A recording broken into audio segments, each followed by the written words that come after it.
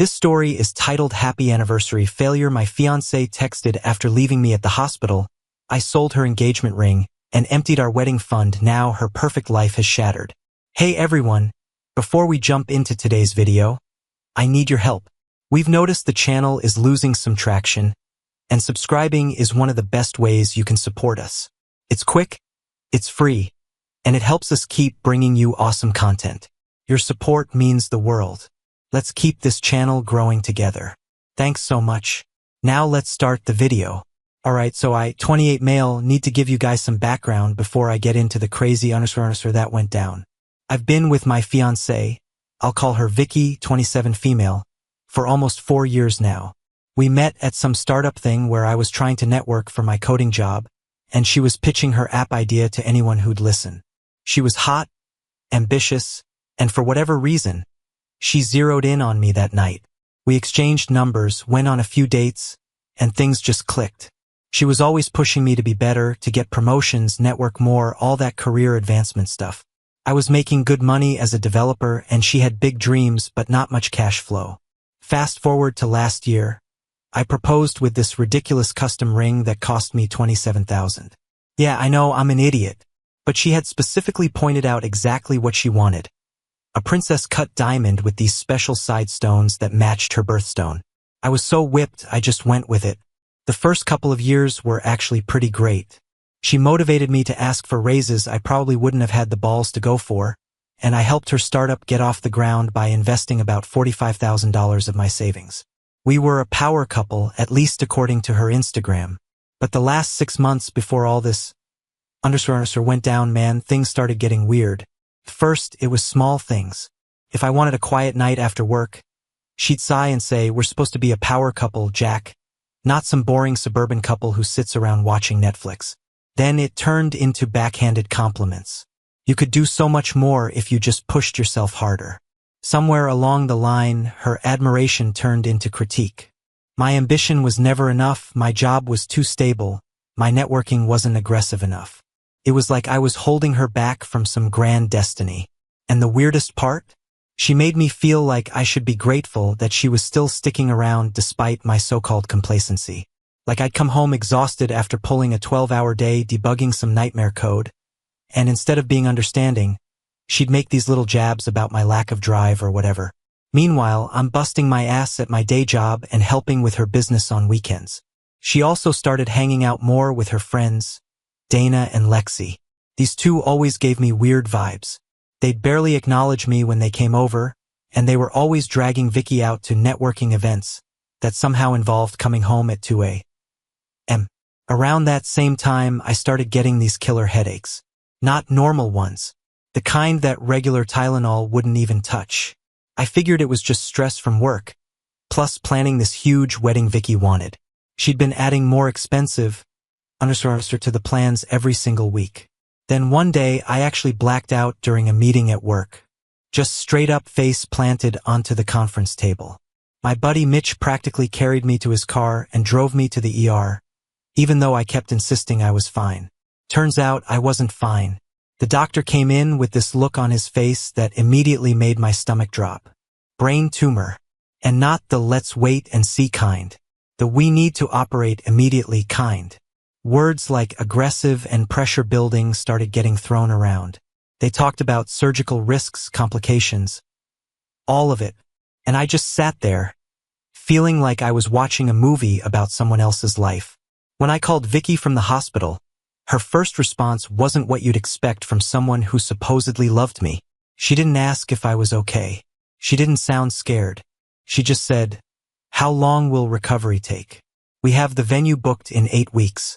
That's what she was worried about. Our underscore Instagram-worthy venue getting wasted. I should have seen the red flag right there, but I was too shocked from the diagnosis to really process it. In the days after I was officially diagnosed, Vicky wasn't just distant. She was detached. If I talked about my surgery, she'd change the subject. If I mentioned being scared, she'd roll her eyes and tell me not to be dramatic. At one point, she even said, "I swear you're acting like this is the end of the world. People have surgeries all the time, Jack. It's not like you're special." But what really got me, what actually made something twist inside me, was the way she framed it all to herself. I just never signed up for this, she told Dana on a phone call. Her voice low, casual, like she was talking about canceling a subscription, not my life. She thought I wasn't listening. It's like the universe is telling me I wasn't meant to settle down yet. I was supposed to be building my future, not dealing with. She didn't finish the sentence, but she didn't have to. I already knew exactly what she meant. The week before my surgery was scheduled, they gave me exactly 5 days to get my affairs in order. 5 days. Vicky, meanwhile, just kept drifting further away. She spent most nights texting or on calls about her business, pacing around the apartment like I wasn't even there. And when she was physically present, she was completely checked out. I tried talking to her about how scared I was. I mean, they were going to cut open my skull and mess with my brain. That's terrifying, right?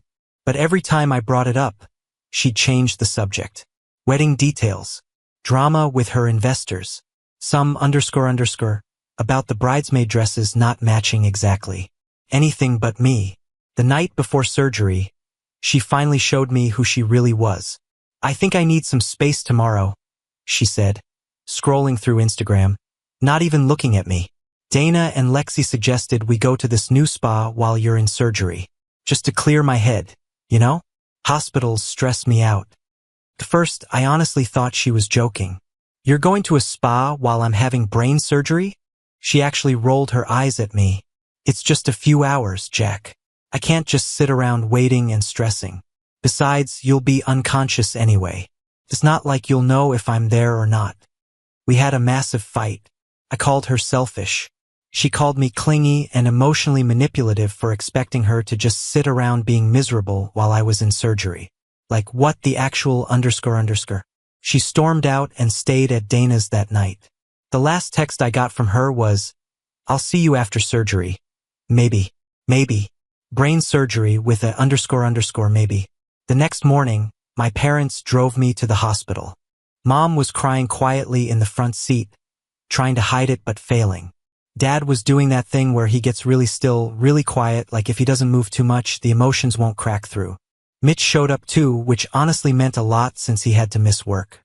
Right before they wheeled me in for anesthesia, I checked my phone one last time. Nothing from Vicky. My last thought before they put me under was this heavy, sinking question.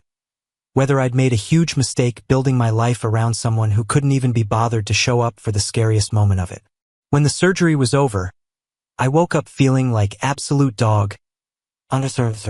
My head was pounding worse than any hangover I've ever had, and everything felt off, blurry, slow. The first thing I noticed was a nurse checking the machines I was hooked up to. Not Vicky. Water, I managed to croak out. My throat felt like I'd swallowed sandpaper. The nurse, who I'd later learn was named Maya, gave me some ice chips instead. Doctor says no water just yet. You did great in surgery, though. They got the whole tumor. I tried to look around the room, but the second I moved my head, pain shot through my skull. My fiancé? I asked. Maya's smile dimmed just a little. I haven't seen anyone except your parents earlier. They went to get something to eat, but said they'd be back soon. For a second, I told myself Vicky was probably just parking or grabbing coffee or something. I even forgot we'd fought. I just assumed she'd be there anyway. I reached for my phone on the side table, almost yanking out my 4 in the process. There were messages from Mitch asking how I was doing. One from Mom saying they'd be back in an hour. And then, there was Vicky's message. The one that felt like getting punched straight through my chest, even with all the pain meds in my system. Happy anniversary, failure. Guess this is what I get for wasting 4 years on someone who will probably be a vegetable anyway. I read it once, then again, like my brain just refused to process it. First off, it wasn't even our anniversary. That was next month. Second, the doctors had literally just said the surgery went well. And third, who the __ says that to someone who just had brain surgery? I must have made some kind of sound, because Maya came back over quickly. Everything okay, honey? She asked, her face full of concern. I don't even know why I showed her my phone. Maybe I just needed someone else to confirm I wasn't hallucinating this. Underscore. My fiancée, I said quietly. She won't be coming. Maya read the message, and for just a second, her professional mask slipped. Oh, I'm so sorry. I tried texting Vicky back. I'm out of surgery. Doctor says they got the whole tumor. In case you give a underscore. Then I just stared at the screen, because suddenly, everything looked different. Looking back at our relationship through this new lens, I started seeing all the signs I'd ignored.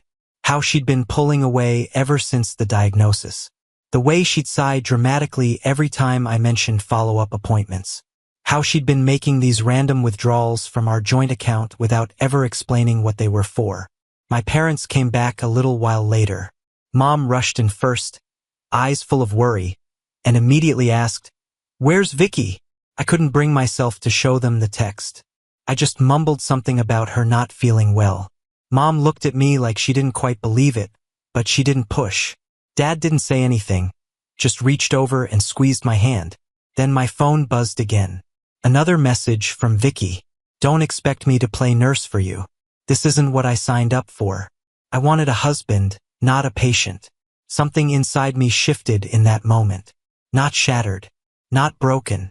It hardened. Like something fragile that had been on the verge of cracking suddenly turned into steel instead. This woman had been with me for 4 years. I'd invested $45,000 into her business. Spent $27,000 on a ring she basically designed herself. Stayed up countless nights helping her with business plans and spreadsheets.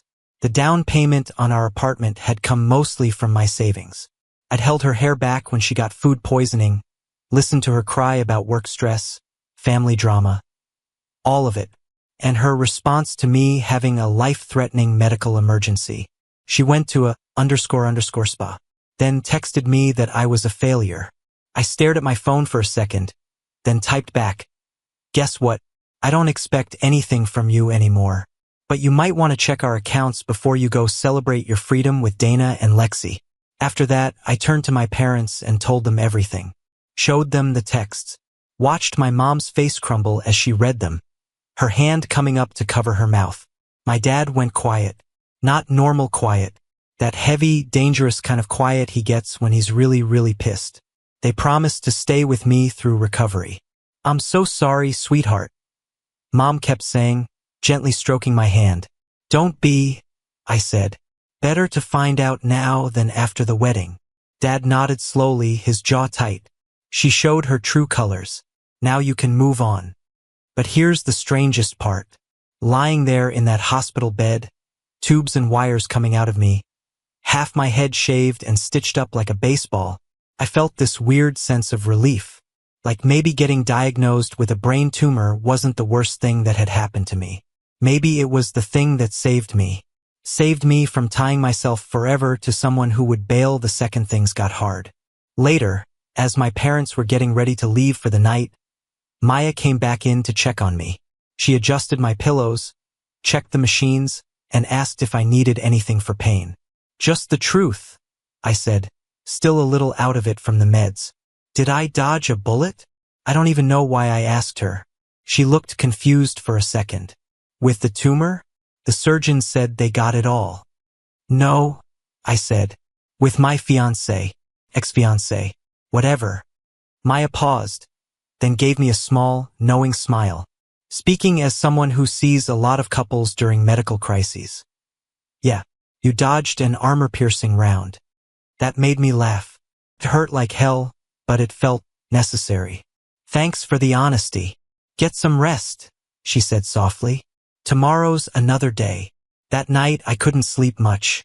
My mind just kept replaying everything. All the red flags I'd ignored. The way Vicky always had to be the center of attention.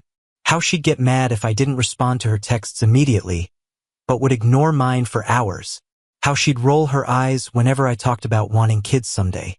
The little digs she'd make about my friends, my family. Like she was slowly trying to separate me from everything that mattered. I woke up around 3 a.m. to a different nurse checking my vitals. Not Maya. I grabbed my phone. 7 missed calls from Vicky. Guess she'd finally checked our accounts. I didn't even listen to the voicemails. Just turned my phone off completely and lay back down. And for the first time in a long while, despite the tumor they just cut out of my head, I felt lighter, like a weight had been lifted. The next morning, Mitch came by before work. He took one look at me and snorted. "You look like undersir. But hey, at least they didn't shave your whole head." "Yeah, small wins," I muttered. "Where's Vicky?" he asked. I told him everything, showed him the texts, watched his face go from confused to shocked to straight up pissed. "What the actual undersir, dude?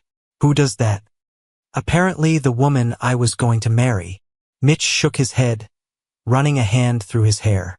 "Man, I never liked her. I just didn't say anything because you seemed happy." "Was I, though?"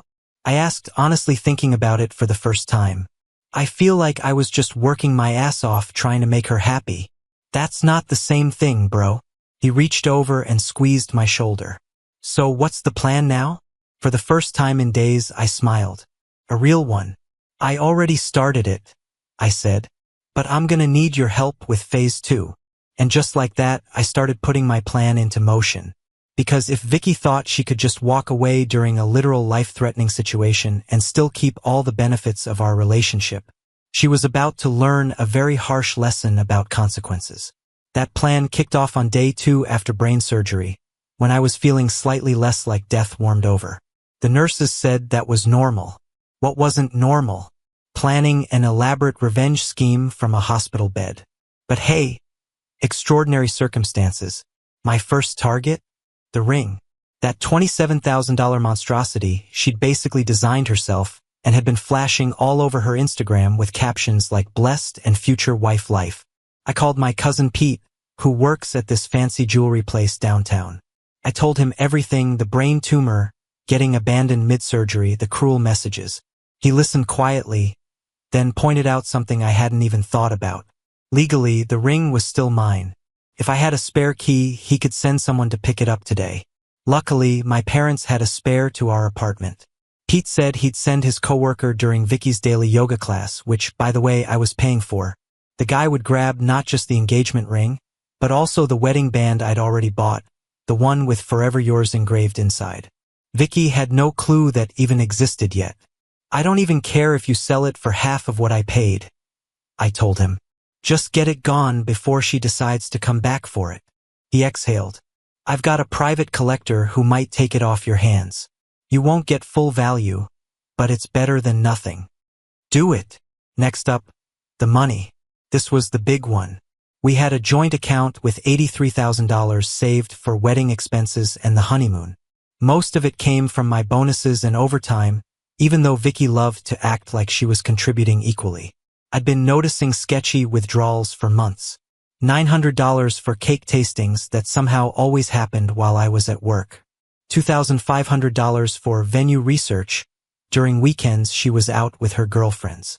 $3,000 for catering tastings I was never invited to. Still lying in my hospital bed, with my mom bringing me ice chips and adjusting my pillows, I logged into our bank account on my phone. My hands were a little shaky. Partly from the meds, partly from what I was about to do. "You sure about this, honey?" Mom asked quietly, watching me tap through the app. I didn't hesitate. Never been more sure of anything. And then I transferred every cent into my personal account. The one Vicky didn't have access to. The bank actually called to confirm it was me making such a large transfer. When I explained I was in the hospital after brain surgery and needed to secure my finances, the woman didn't ask another question. But I wasn't done. I went through everything, every shared account, one by one. Canceled the venue deposit. They owed us a 50% refund. Canceled the photographer. Lost the deposit, but honestly, whatever.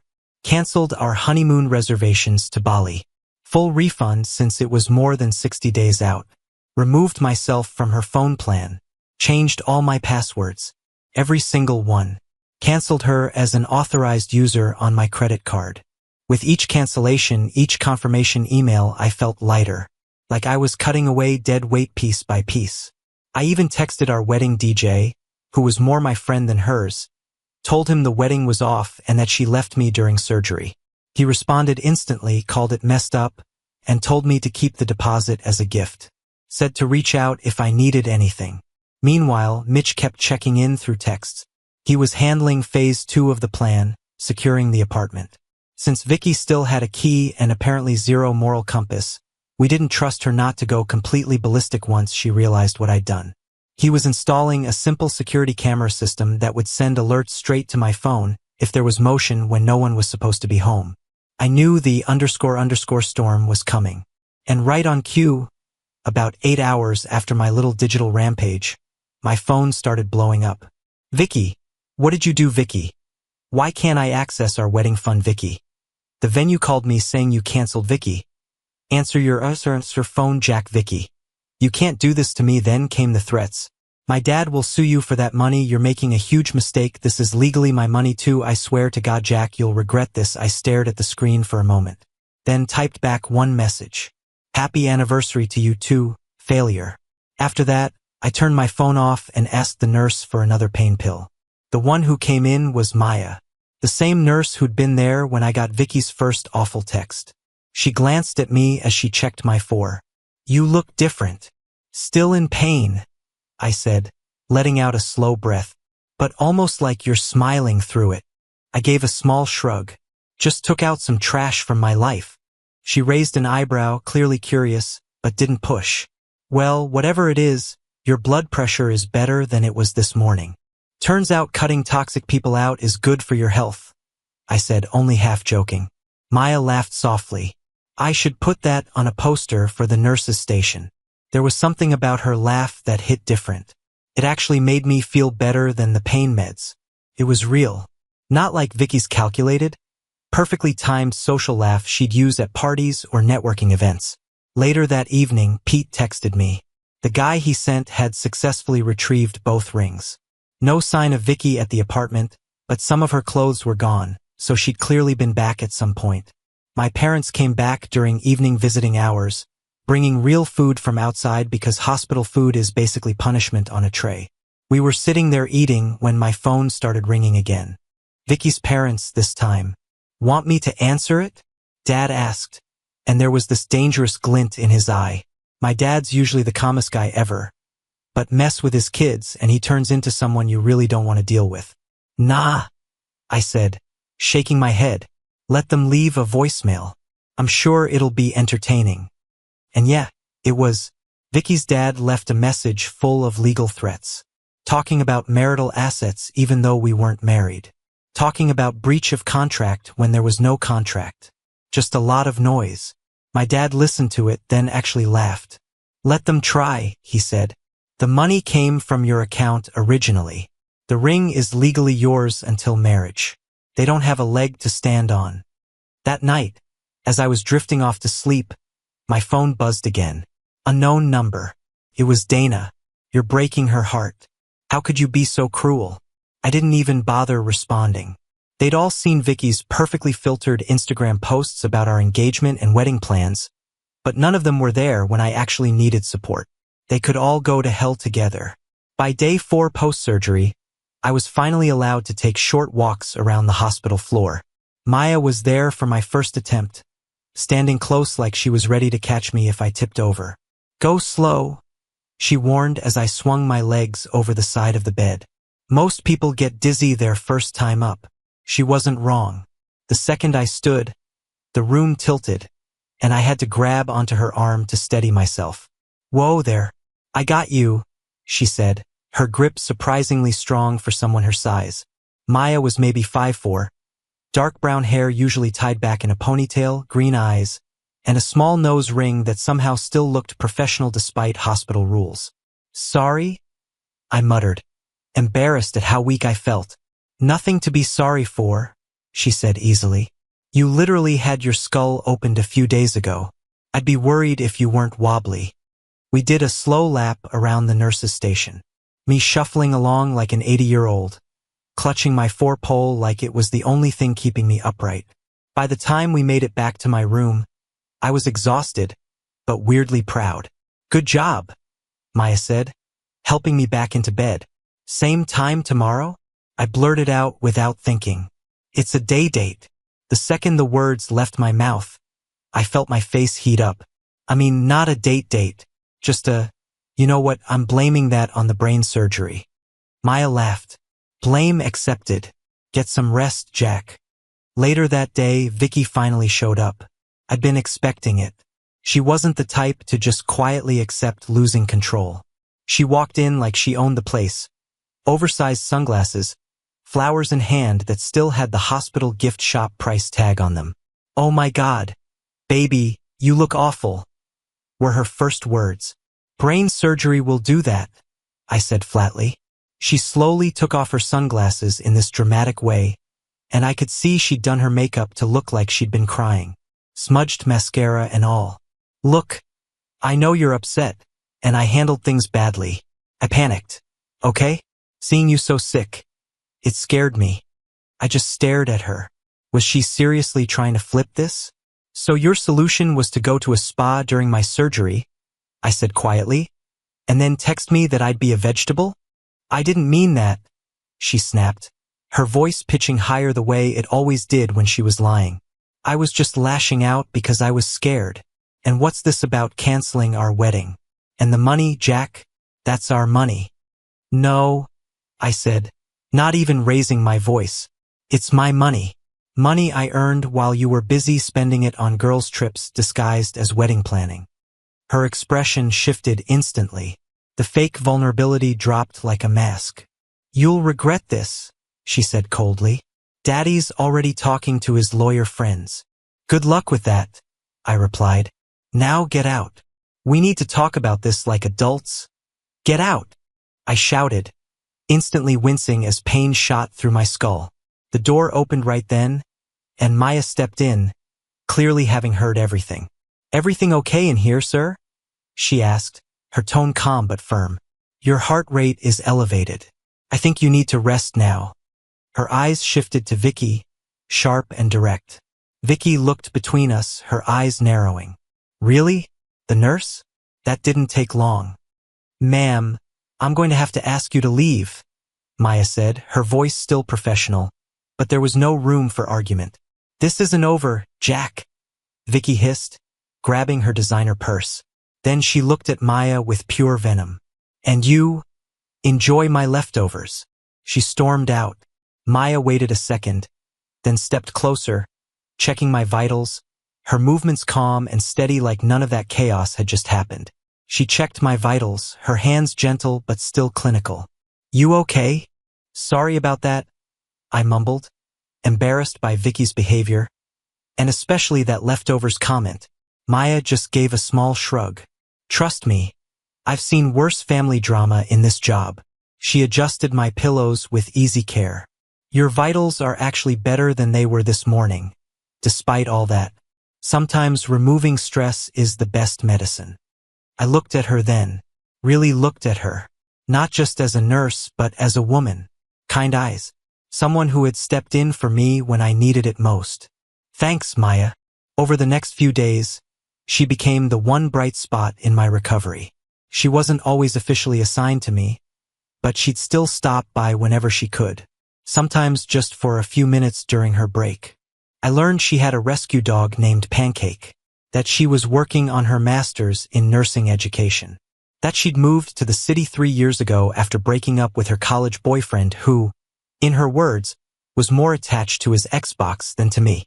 Meanwhile, Vicky escalated things. The texts turned into calls. Then her dad started calling, Mr. Hotshot Attorney, throwing around legal threats about stolen wedding funds. My dad handled it, calm, steady, but firm. He explained that all the money originally came from my account and there was no legal contract saying otherwise. "They're bluffing," Dad told me after one particularly heated call.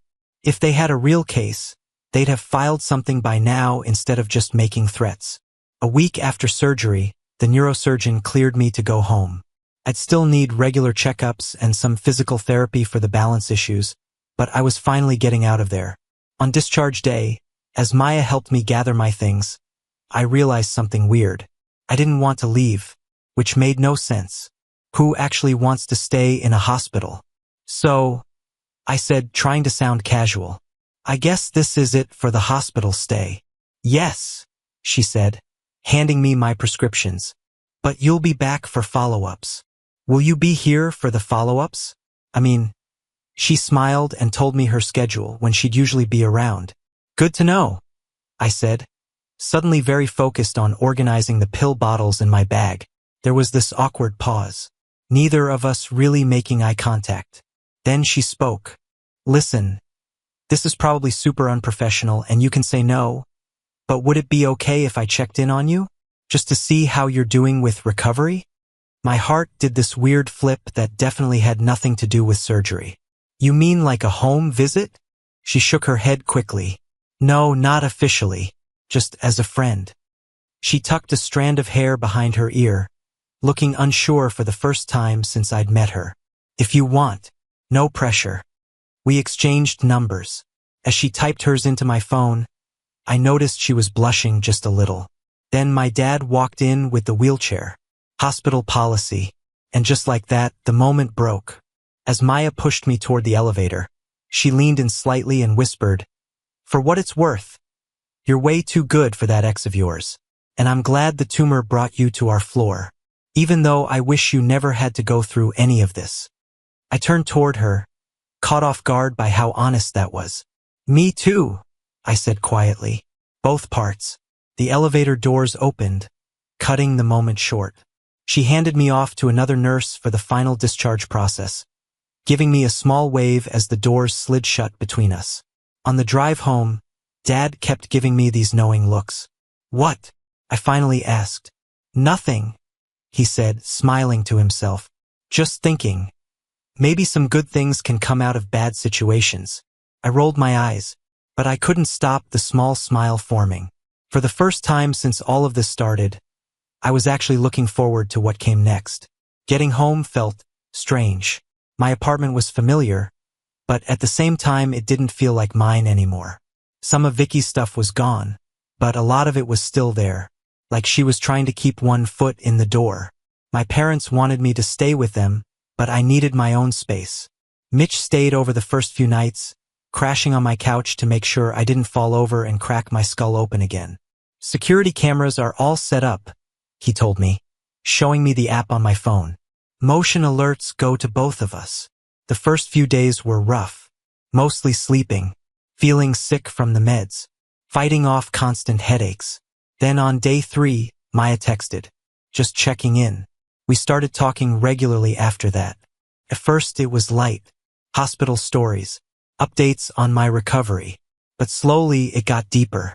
She told me how her parents' divorce pushed her toward a career where she could help people. I opened up about my own upbringing. 2 weeks after I got home, she asked if she could stop by. Panicked. Tried to clean up the apartment, make it look less like a recovery ward, which was completely pointless. She showed up with soup and a couple of movies, smiling like it was the most normal thing in the world. Thought you could use real food, she joked as she stepped inside. She teased me about my Netflix burnout, and we ended up sitting together, the tension between us obvious. Halfway through the movie, I asked her, almost out of nowhere, if nurses were allowed to date ex-patients. She said yes, then hesitated. Was this dating? I told her I hoped so. She smiled, tucking her hair behind her ear. And when we finally leaned in, that first careful kiss felt more real than anything I'd had with Vicky in years. Meanwhile, Vicky kept trying to worm her way back into my life. Voicemails, messages through her friends. She even showed up at my parents' house once after she realized I'd changed the locks. She sent long strings of texts calling me childish and immature. I kept every single message, but I never responded. The silence got to her more than anything I could have said. And just when things were finally starting to feel good again, when my recovery was on track and things with Maya were easy, real Hurricane Vicky came crashing back. I came home from work one day and found my apartment door slightly open. That alone made my stomach drop. Something felt wrong immediately. I pushed the door open slowly, half expecting a random burglar. What I found was worse. My clothes were everywhere, most of them cut to shreds. My laptop screen was completely smashed, and on my bedroom mirror, Written in that expensive red lipstick Vicky always used were the words, "This is what happens when you steal my future." I just stood there trying to process it. Then I heard something from the kitchen. A crash. Something falling. I grabbed a broken lampstand, the closest thing I had to a weapon, and moved toward the sound. That's when I saw them. Vicky and Dana. They were going through my kitchen drawers like maniacs, pulling everything out, so focused they hadn't even noticed I was home. "Looking for something?" I asked. My voice sounded weirdly calm, even to me. They both spun around. Vicky looked completely gone. Eyes wild. Makeup smeared. Dana just looked scared. "Where is it?" Vicky demanded, slurring her words. "Where's what?" "My sanity," I said dryly. "You took that a while ago." "My grandmother's sapphire," she snapped. "I know you took it out of the ring before you sold it." I almost laughed. "The ring you designed yourself? The one that never had your grandmother's anything in it? That ring?" Her face twisted. "You ruined everything. We were supposed to get married. Have the perfect life. You left me during brain surgery," I said quietly. "You called me a failure while I was lying in a hospital bed. And now you break into my home and destroy my stuff. Are you insane?" Dana grabbed her arm. "We should go. Now." But Vicky was way past listening. She swung her designer purse at me like a weapon. I stepped aside, and she stumbled, slamming into the counter. "I'm calling the cops," I said, pulling out my phone. "Do it," she screamed. "I'll tell them you hit me. Who do you think they'll believe?" That's when I remembered the cameras Mitch had installed. Thank God for paranoid best friends. "I think they'll believe the security footage," I said, pointing toward the small camera in the corner. Both of their faces went pale. I dialed 911, reported a break-in. They tried to run, but my neighbor Todd, a retired cop, had already heard the noise and stepped into the hallway, blocking them until the police arrived about 15 minutes later. The officers took one look at my destroyed apartment, checked the footage, and that was it. Both of them were arrested. Breaking and entering, vandalism, attempted assault in Vicky's case. As they were being led out in handcuffs, Vicky kept screaming that I'd ruined her life. I just stood there thinking, no, you did that all by yourself. The aftermath was a mess. Insurance claims, police statements, replacing half my stuff. But the worst part wasn't any of that. It was realizing someone I once loved could turn into this. The legal process moved fast after that. With the footage, Vicky couldn't deny anything. Her parents tried to make it all go away with money, but even they had limits. In the end, she took a plea deal. Lesser charges to avoid jail, but still got hit with fines, probation, a restraining order, and mandatory counseling. And then came the final twist. Her startup investors pulled out after the arrest made local news. Rising tech entrepreneur arrested in ex-fiancée revenge plot. Turns out, investors don't like backing someone with zero impulse control and a fresh criminal record. Through mutual friends, I heard her parents had to bail her out financially, using money they'd saved for her sister's college fund. She moved back in with them. Everything she'd built, gone. Meanwhile, things with Maya kept getting stronger. She saw me at my worst, not just physically after surgery, but emotionally drained, dealing with all of Vicky's chaos. And she stayed. "I keep waiting for the other shoe to drop," I admitted one night, about a month after the break-in. "For you to decide this is too much." "That's not how this works," she said softly, curling up next to me on the couch. "The right person doesn't leave when things get hard." 6 months after Vicky trashed my place, Maya and I moved in together. New apartment, fresh start, no ghosts from the past. We even adopted another dog to keep Pancake company. A 3-legged shepherd mix we named Tripod. Maya's sense of humor, obviously. For the first time in a long time, life felt good. Actually, better than before. But knowing Vicky, I had a feeling she wasn't completely done yet.